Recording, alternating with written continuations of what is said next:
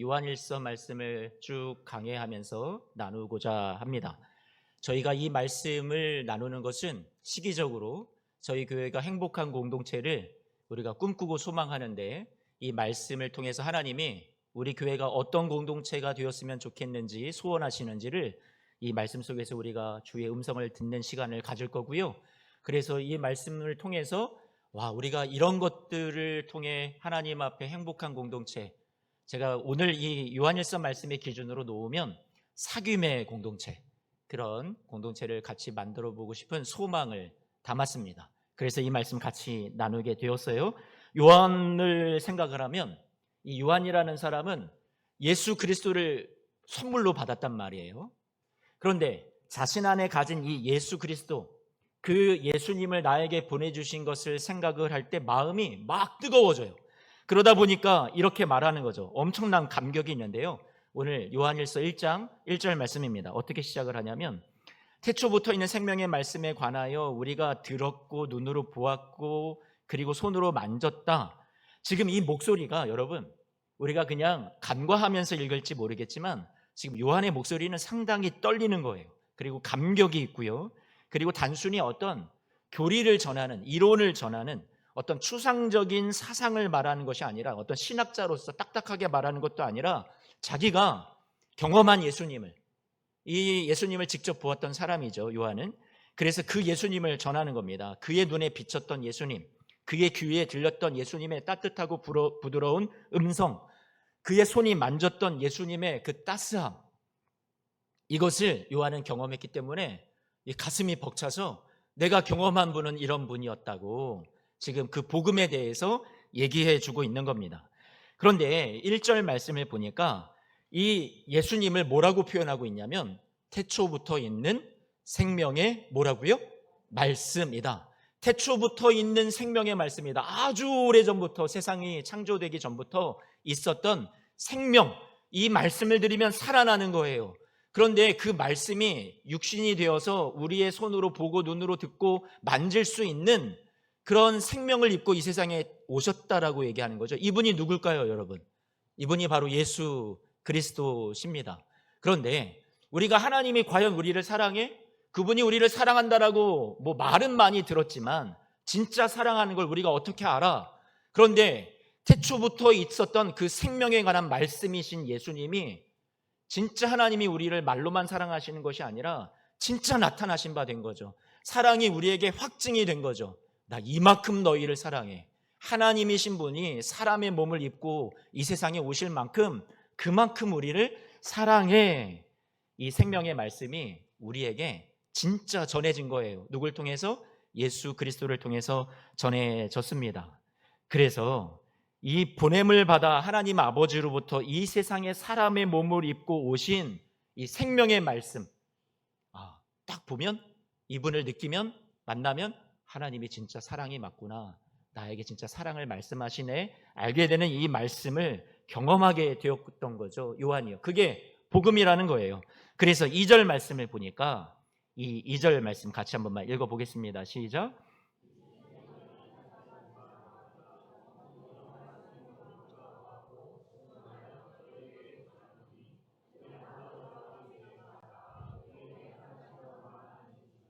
그래서 2절 말씀에도 나타나신 바 되었다 이렇게 표현하고 있는데, 보이지 않았던 하나님이 보이게 된 거고요, 멀게만 느껴졌던 하나님이 이제 만져지게 된 거죠. 실제적으로 우리의 삶에 아무 도움도 관심도 없는 하나님인 줄 알았는데 진짜 우리 차원으로 내려오셔서 우리가 경험할 수 있는 하나님이 되어주신 거죠. 예수님이 그런 하나님을 보여주셨던 거예요.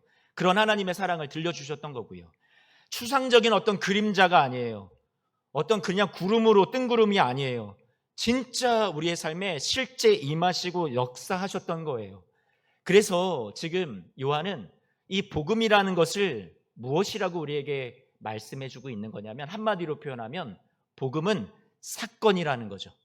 여러분의 삶에 나타난 사건이라는 거예요. 이벤트 된 거예요. 현실화된 거예요. 실제로 임했다라는 것을 지금 요한은 강조하고 있는 거죠.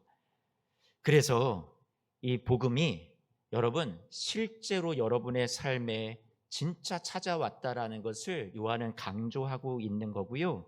여기가 우리의 신앙의 출발점이 돼야 돼요.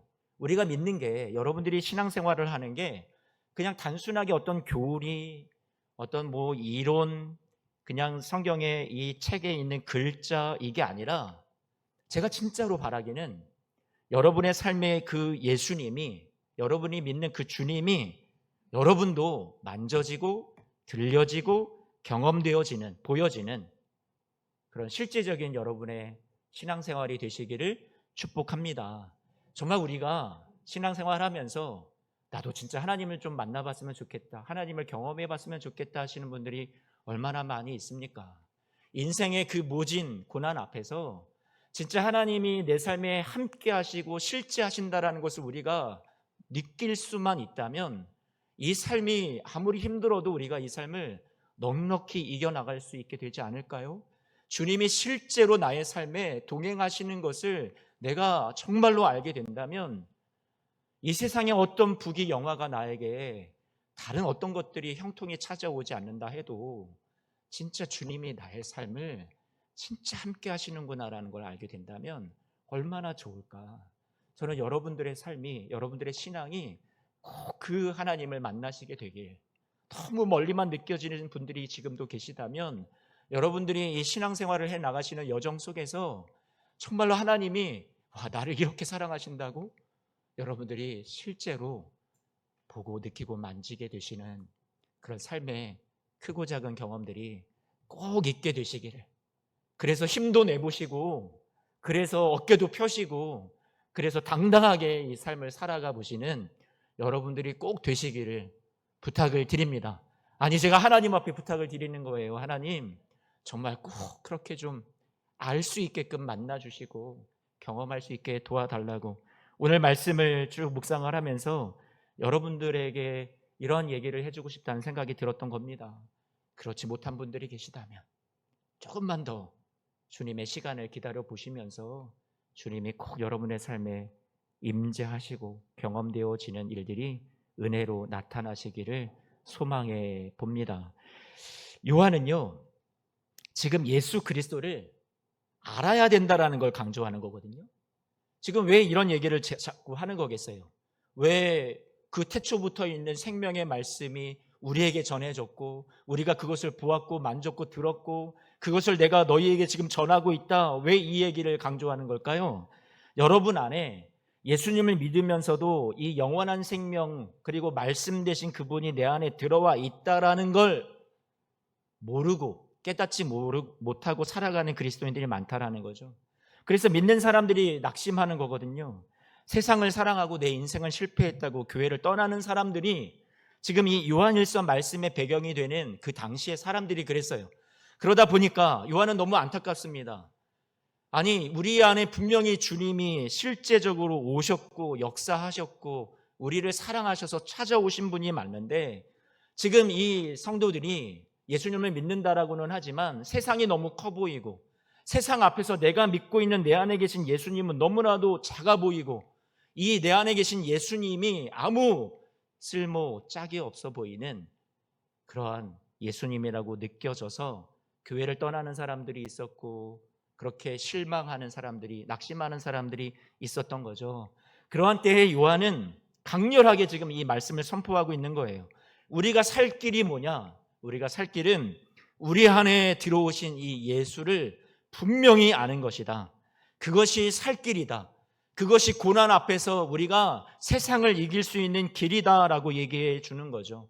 여러분들의 신앙이 낙심되고 어려울 때 지금 하나님의 말씀이 여러분들어 교회 더 몸바쳐 충성해, 교회 와서 더 많은 걸 해내, 이렇게 요구하시는 게 아니라 주님이 여러분들에게 지금 요구하시는 건 내가 너희를 얼마나 사랑하는지, 그래서 내가 너희를 찾아왔는데, 너희에게 내가 나타났는데, 너희의 삶 가운데 내가 임하였는데 그 나를 알아주겠니?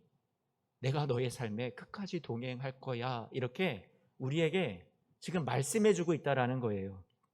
그래서 우리 안에 있는 이 영원한 생명이 되시고 영원전부터 우리에게 태초부터 말씀이 되어 주셨던 자꾸 우리에게 하나님이 여러분을 사랑한다고 말씀해 주시는 그 예수님의 동행을, 이것을 제발 알라고 말씀하는 것이 요한일서의 핵심이라는 거죠.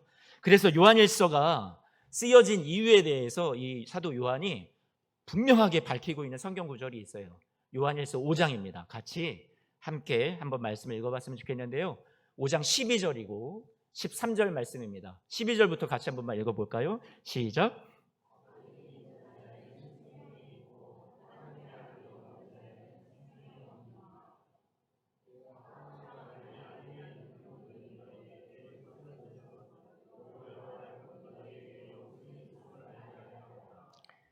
아들이 있는 자에게 생명이 있다고요. 아들이 생명이니까. 세상을 사망이라고 하고 여러분들을 좌절하게 하고 낙심하게 하는 것이라면, 그래서 죽음이 대표적인 세상의 고난이라면, 아들이 있는 자에게는 생명이 있어서 이 죽음과 사망의 권세되는 세상을 넉넉히 여러분 안에서 이길 수 있도록 돕는다라는 거예요. 도우시면서 이 세상 길을 끝까지 같이 동행하신다라는 거죠. 그분이 아들이고 그 예수 그리스도가 여러분 안에 이미 들어와서 우리 안에 세상을, 죽음의 세상을 대적할 수 있도록 우리 안에서 함께하고 계시다라는 거죠.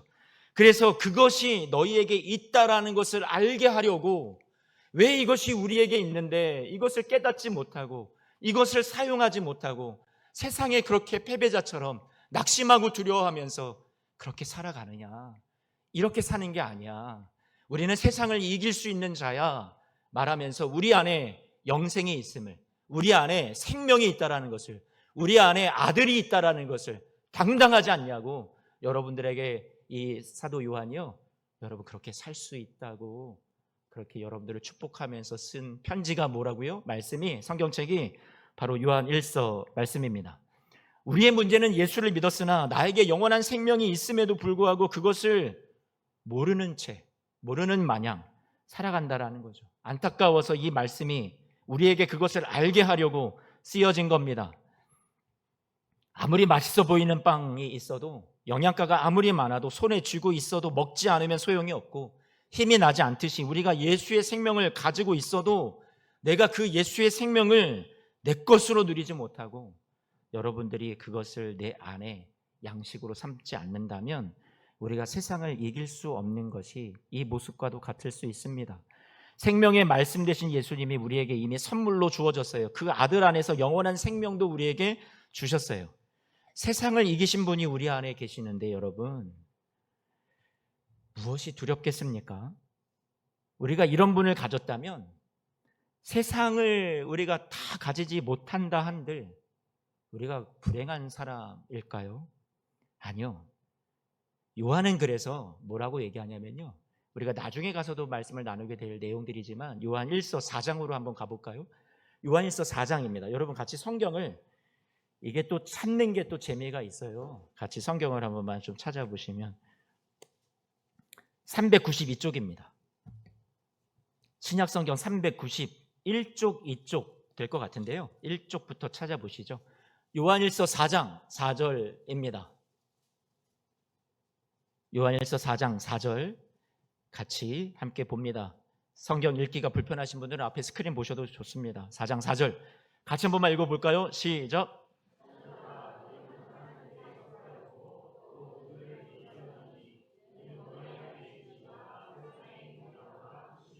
여러분 안에 계신 분이 누구보다 크다고요? 세상보다 크다라는 거예요. 그런데 그러면서 하는 말이 뭐냐면 4장 18절 말씀도 함께 볼까요? 앞부분만 읽습니다. 사랑 안에 그래서 두려움이 없고 온전한 사랑이 두려움을 어떻게 한다고요? 내쫓는데요. 하나님의 사랑 안에 거하는 여러분, 아들을 주셨다라는 건 하나님이 여러분을 끔찍히 사랑하신다라는 거거든요. 그런데 여러분 아까 요한일서 4장 4절 말씀에 너희는 그랬잖아요. 너희는. 지금 이 요한일서의 배경이 되는, 당시의 수신자가 되는 이 너희는, 이런 사람들이 누굴까요? 그 당시 사회에서 가망이 없어 보이는 사람들이었어요. 다른 사람들이 보기에 저 사람 돈이 많은 것도 아니고 대단한 건강이 항상 있고 승승장구하고 형통하는, 성공하는 인생도 아닌 것 같아 보여요. 단지 이 사람들의 눈에 보기에는 그냥 예수만 믿는 거예요. 예수 말고는 사실 다른 게 볼 게 없어 보이는 거죠. 그런데 그들은 특별할 것 하나 없어 보이는 그들이었지만 그들을 향해서 지금 요한이 얘기해 주는 건 무엇이냐면 너희가 그렇게 볼품없는 존재가 아니야. 보잘것없는 존재가 아니야. 너희는 하나님께 속했어. 너희는 세상을 이기는 자들이야. 너희 안에 계신 이가 세상보다 커. 이렇게 말씀하고 있으니 여러분 이게 우리 안에 얼마나 귀한 복음이냐라는 거죠. 그러면서 18절 말씀에 그 하나님의 사랑이 여러분 안에 있는 두려움을 어떻게 해요? 내어 쫓는다라고 말씀하고 있어요. 우리는 어렵죠. 내가 어떻게 이 세상을 내 힘으로 살아가요? 내가 구원을 받을 수 있느냐 없느냐의 여부도 나는 항상 두려울 뿐이죠. 나 같은 게 무슨 구원을 받아? 나 같은 게 은혜를 받아? 나 같은 게 사랑받을 자격이 있어? 그런데 여러분의 자격과 여러분의 형편과 여러분의 능력과 상관없이 하나님의 사랑이 여러분 안에 있는 그 두려움을 몰아내신대요. 쫓아내시고요. 여러분을 온전히 그 사랑으로 붙드신대요. 온전한 사랑이라고 그랬어요. 나의 온전한 사랑이 아니라 하나님의 사랑이 여러분을 온전하게 사랑하신대요. 포기하지 않으신다라는 거예요. 끝까지 사랑하신다라는 거예요. 적당히 사랑하시는 게 아니에요. 그래서 그 사랑으로 여러분을 두려움을 몰아내 주시고 이 세상 같이 이겨갈 수 있도록 도와주신다라는 거죠. 당당하게 살아가라고. 두려워하지 말고 세상에게 패배하는 자처럼 살아가지 말고 여러분 담대하라고 오늘 하나님이 여러분에게 요한일서 말씀을 통해서 말씀해 주고 계십니다. 다시 한번 강조합니다. 하나님이 뭐가 부족해서 여러분에게 무엇을 바쳐라, 뭐 해라 그렇게 말씀하실까요? 성경을 우리가 읽는 것도 큐티를 하는 것도 설교 말씀을 듣는 것도 하나님이 이것을 통해서 우리에게 야, 너 이거 적용해, 실천해. 이것도 물론 우리가 신앙이 성숙하면 그 다음에 일어나는 자연스러운 우리의 삶의 열매이지만 지금 주님께서 우선적으로 여러분들에게 요구하시는 것은 내 사랑을 알아다오. 내가 너의 삶의 능력이라는 것을 알아다오. 내 사랑에 너의 두려움을 몰아내고 너를 끝까지 붙들어서 세상을 이기는 믿음으로 내가 너 안에 들어가서 너가 할 수 있는 건 아니지만 내가 너 안에 들어가서 할 수 있으니 이것을 꼭 알아다오. 그게 신앙생활이야. 뭔가를 해라가 아니라 내가 너를 이토록 도와주고 싶어 하는데 세상이 만만치 않지 알아. 그런데 내가 이거를 너희의 삶을 고아와 같이 버려둔 것이 아니라 진짜 동행해 줄게. 진짜 같이 가줄게. 알아주겠니? 여러분에게 요구하시는 게 알라라는 거예요. 여러분 그러면 어려운 거 아니지 않아요? 우리에게 뭔가를 충성해라 바쳐라 이전에 하나님이 우리에게 알아주겠니 하신다면 초대하신다면 여러분 주님이 내미신 그 손을 잡아주시지 않겠습니까? 두 번째로 오늘 말씀을 보니까 3절 말씀을 같이 한 번만 좀 봐주세요. 3절 말씀 같이 한 번만 읽어볼까요? 시작.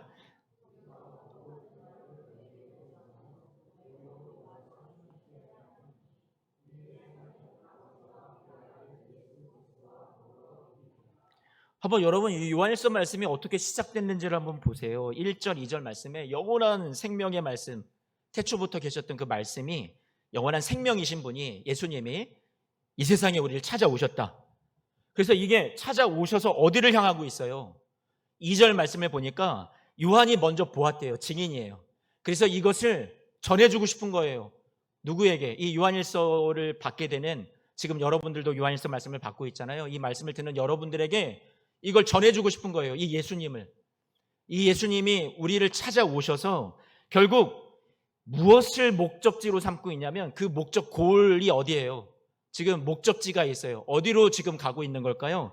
3절 말씀에 보니까 우리가 이것을 보고 들은 바를 전하는 것은 너희가 사귐이 있게 하려 함이라. 근데 이 사귐이라는 건 누구와 누구의 사귐이에요? 아버지와 그의 아들 예수 그리스도와의 사귐 속으로 여러분들을 초대하는 거고요.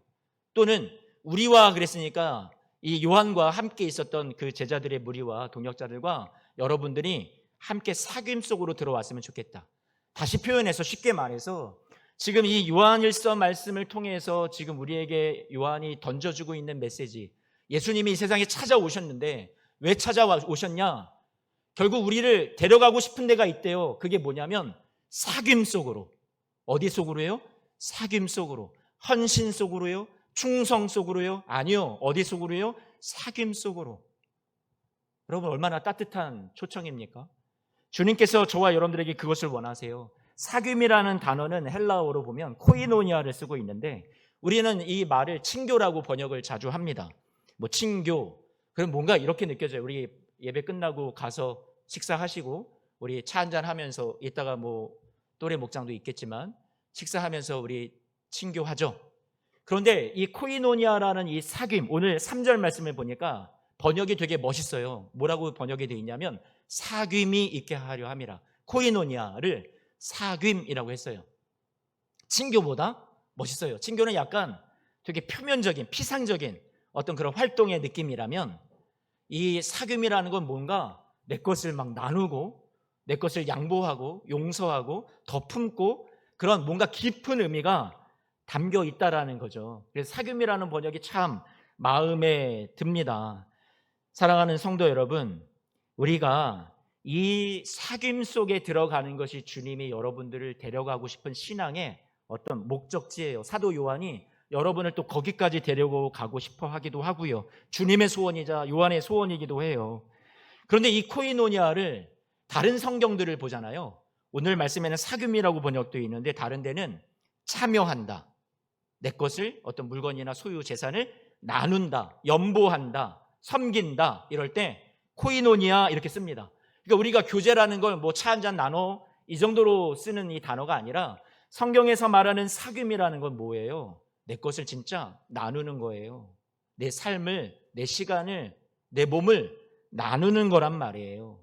그리고 또 다른 번역에는 참여한다 이런 의미가 있어요. 제가 어떤 목적을 갖고 여러분들에게 말씀을 이렇게 하는 거 좀 쉽지 않은 표현이지만 장년부 수련회가 있고요. 청년부 예배가 있고요.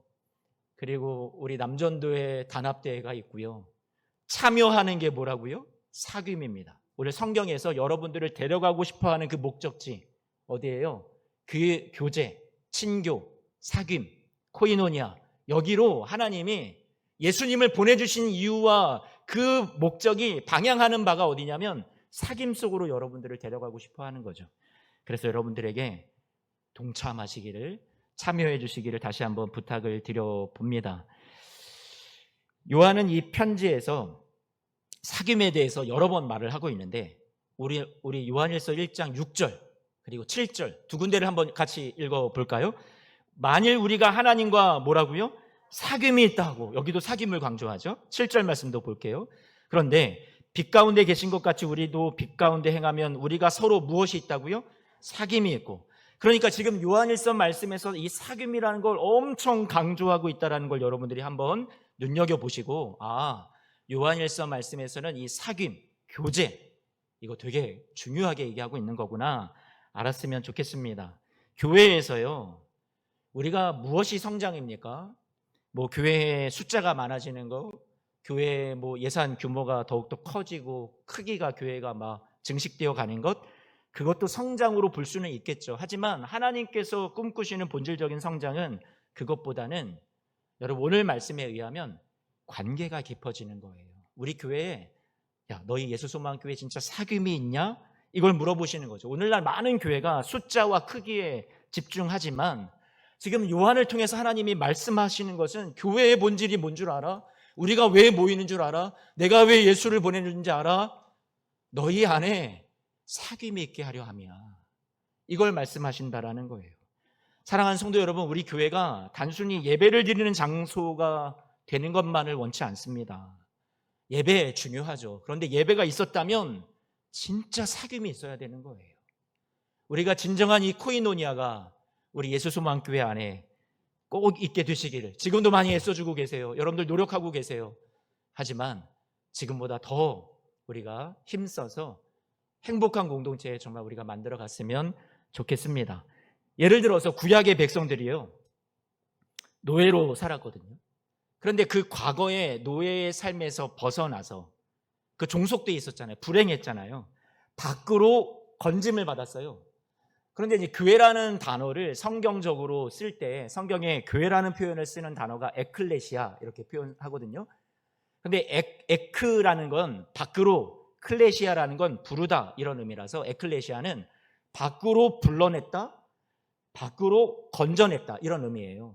세상 속에 살다가, 종되어 살다가, 불행하며 그렇게 살아있다가 꺼내어서 밖으로 건져내 주신 거죠. 그게 뭐라고요? 교회, 에클레시아, 이렇게 표현합니다. 그런데 또 다른 교회를 표현하는 그 말이 뭐냐면 코이노니아도 교회입니다. 그러니까 코이노니아도 에클레시아라는 것과 견주어서 동일한 그런 아주 중요한 수준의 교회의 또 다른 이름이기도 하다라는 거죠. 교회의 본질이기도 해요. 이들이 애굽 땅에서 불러내서 건짐을 받았어요. 꺼내 주셨어요. 거기서 끝났나요? 아니요. 가나안 땅으로 들어가서 거기에서 더 많은 것을 누리면서 풍성한 삶을 살라 하셨어요. 그런데 거기에서 너희 배부르고 너희 만족만 누리면서 너만 행복하고 너만 천국같이 살라고 하셨나요? 우리가 지난 시간들 쭉 12번에 걸쳐서 10계명 말씀을 나눴잖아요. 그 10계명의 말씀이 다 뭐예요? 이웃사랑, 하나님 사랑과 누구 사랑? 이웃사랑에 관한 것들이었단 말이죠. 하나님께서 저와 여러분들에게 원하시는 것은 이 사람들과의 사귐 속으로 초청하시는 거예요. 약속의 땅으로 불러가신 것도 초대예요. 하나님께서 코이노니아 교회로 우리를 부르신 거죠. 광야에서 이들이 애굽 땅에서 건짐받아 그들이 구원받은 것은 광야의 교회라고 한다면, 가나안 땅에 들어가서 그곳에서 누리면서 사는 것은 어떤 교회냐면 바로 하나님께서 만드신 코이노니아 교회를 이루면서 살라라고 말씀해 주셨던 거죠. 밖으로 건짐받은 것에서 끝나는 게 아니라 하나님이 누리게 하시는 그 풍성한 삶으로 쏙 들어가는 것도 하나님이 부르신 목적이라는 거예요. 이것을 여러분들이 한번 머릿속에 이 개념을 그려봤으면 좋겠어요. 예수님께서 요한복음 10장 말씀에 내가 온 것은 양으로 생명을 얻게 하고 우리를 건져주셨어요. 교회 다니게 하셨어요.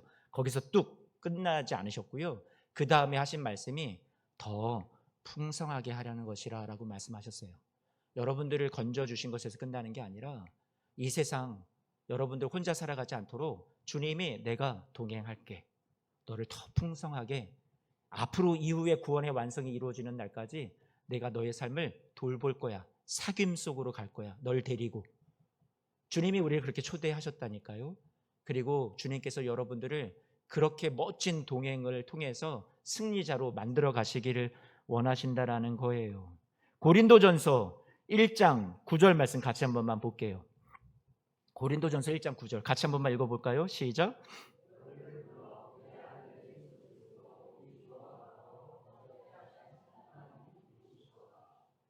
자, 세상에서 불러 꺼내 주셨는데 거기가 끝이 아니라 더 나아가서 주님과 더불어 무엇하게 하기를 원하신다고요? 교제하기를 원하신다. 주님의 최종 목적지는 주님이 여러분과 사귀고 싶다 하시는 거예요. 어디로부터 나왔느냐, 꺼냄 받았느냐도 중요하지만 어디로 이제 우리를 데리고 들어가느냐, 하나님이, 주님이 여러분들에게 진짜 그걸 더 강조하고 계시다라는 거죠. 아까 우리 구약의 교회를 말씀드렸는데 신명기 말씀 잠깐 한 군데만 더 볼게요. 신명기 6장 23절입니다. 같이 한 번만 읽어볼게요. 시작.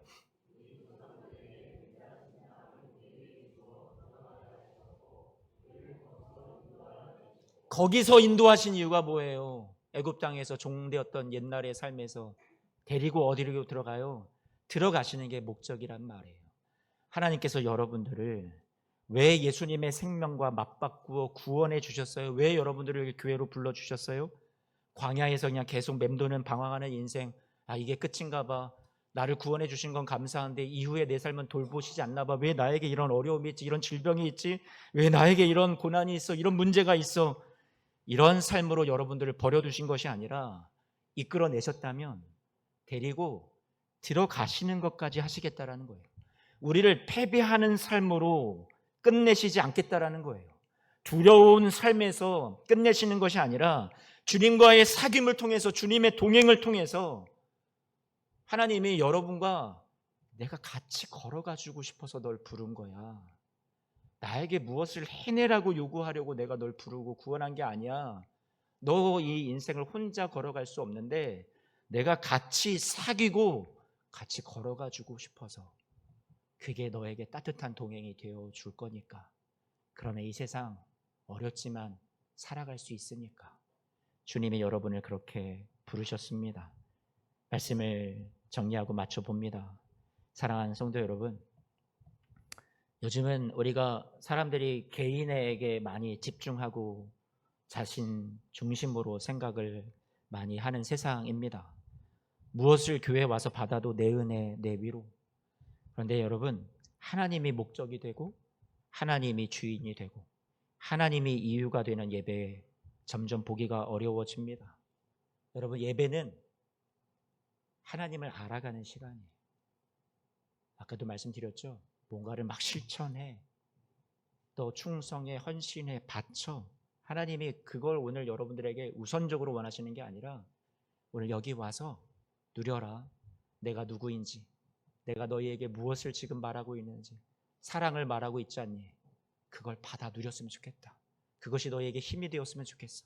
그리고 이 길, 사귐 속으로 내가 초대한 거야. 너희에게 뭔가 충성과 헌신을 요구하기 위해서 너희를 부른 게 아니라 너희 혼자 못 걷는 인생이잖아. 내가 같이 사귐의 길로 너를 초대했다. 같이 걸어가 주려고 너를 구원했어. 너를 건져냈어. 주님이 여러분들에게 오늘 말씀해 주시니 여러분, 세상을 향해서 하나님 손잡고 우리 이웃과도 더불어서 함께 사귐 속으로, 교제 속으로 당당하게, 멋지게, 그렇게 아름답게 살아가시는 우리 예수소망교회 모든 성도님들이 다들 되시기를 주님의 이름으로 부탁을 드립니다. 우리는 더 이상 혼자가 아니에요. 이 길은 더 이상 외로운 길이 아니에요. 하나님이 여러분을 사귐 속으로 부르시고 그 사랑을 받고 힘을 얻어서 여러분 따뜻한 동행으로 부르셨다라는 것, 그게 우리 교회의 본질입니다.